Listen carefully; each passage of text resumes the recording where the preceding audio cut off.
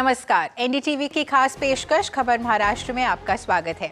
आज हम आपको बताएंगे महाराष्ट्र सरकार के बड़े फैसले, नई योजनाएं और वो अहम कदम जिनसे राज्य तेजी से विकास की राह पर आगे बढ़ रहा है। तो चलिए शुरुआत करते हैं आज की पहली बड़ी खबर के साथ। नागपुर के अतिरिक्त बूटी बोरी औद्योगिक क्षेत्र में सौर ऊर्जा सेक्टर में एक नया इतिहास रचा गया है।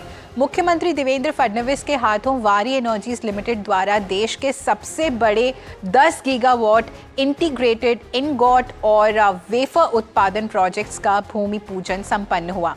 करीब 300 एकड़ में फैला ये प्रोजेक्ट 6,200 करोड़ रुपए के निवेश से तैयार किया जा रहा है। चीन के बाद दुनिया का ये दूसरा सबसे बड़ा एकीकृत प्लांट है। इस प्रोजेक्ट के जरिए नागपुर को सौर ऊर्जा के वैश्विक केंद्र के रूप में एक नई पहचान मिलने की संभावना है। इस परियोजना में कुल 30,000 करोड़ रुपए का निवेश अपेक्षित है। चंद्रपुर के भद्रावती में मुख्यमंत्री देवेंद्र फडणवीस और केंद्र कोयला मंत्री जी किशन रेड्डी के हाथों न्यू एरा क्लीनटेक और ग्रेटा एनर्जी के 2 बड़े ग्रीन स्टील प्रोजेक्ट्स का भूमि पूजन संपन्न हुआ।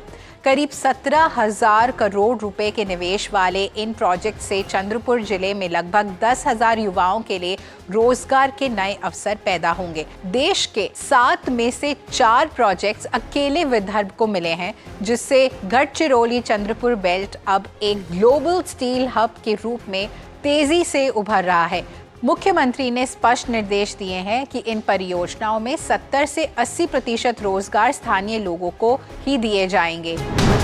मुंबई के मिल मजदूरों के घरों का लंबित मुद्दा सुलझाने की दिशा में एक बड़ा कदम उठाया गया है। उप मुख्यमंत्री एकनाथ शिंदे की मौजूदगी में हुई विशेष बैठक में कई राहत भरे फैसले लिए गए हैं। पनवेल में एमएमआरडीए के 7,000 घरों की मरम्मत कर उनकी जल्द लॉटरी निकाली जाएगी। साथ ही इन घरों में रहने वाले मजदूरों को कुल 3 साल तक मेंटेनेंस शुल्क से भी छूट दी जाएगी। इन अहम फैसलों के चलते मिल मजदूरों का घर पाने का सपना अब तेजी से पूरा होने की पूरी उम्मीद जताई जा रही है। वर्ष 2027 में होने वाले नासिक त्र्यंबकेश्वर सिंहस्थ कुंभ मेले की भव्य तैयारियों को लेकर महाराष्ट्र सरकार एक्शन मोड में है। इसके चलते मुख्यमंत्री देवेंद्र फडणवीस की अध्यक्षता में हुई उच्च स्तरीय बैठक में 22,181 करोड़ रुपए के विकास प्लान को मंजूरी दे दी गई है। शिरडी नासिक रोड सुधार, कालाराम मंदिर परिसर का विकास, स्मार्ट सिटी के तहत सीसीटीवी नेटवर्क और गोदावरी नदी के शुद्धिकरण जैसे कार्यों के जरिए इस कुंभ मेले को वैश्विक आकर्षण का केंद्र बनाने का भरोसा मुख्यमंत्री देवेंद्र फडणवीस ने जताया है।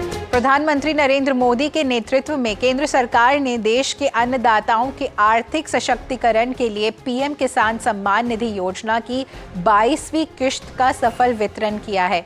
इस देशव्यापी अभियान के तहत 9 करोड़ से अधिक किसानों के बैंक खातों में 18,640 करोड़ रुपए की राशि डायरेक्ट बेनिफिट ट्रांसफर के जरिए सीधे भेजी गई है।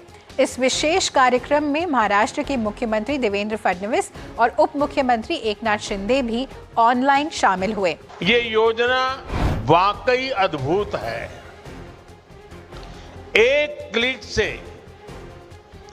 करोड़ों किसानों के बैंक खाते में सीधे पैसा जमा होता है।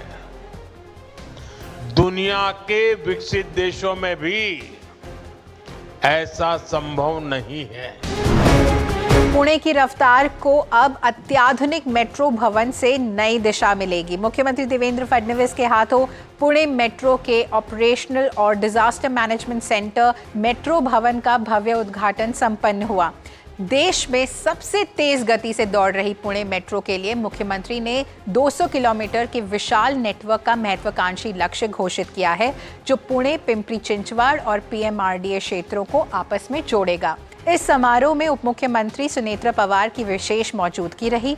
सरकार ने स्पष्ट किया है कि डेवलपमेंट के कार्यों की रफ्तार बढ़ाकर पुणे के लोगों को वर्ल्ड क्लास ट्रांसपोर्टेशन सिस्टम देने के लिए ये प्रतिबद्ध है।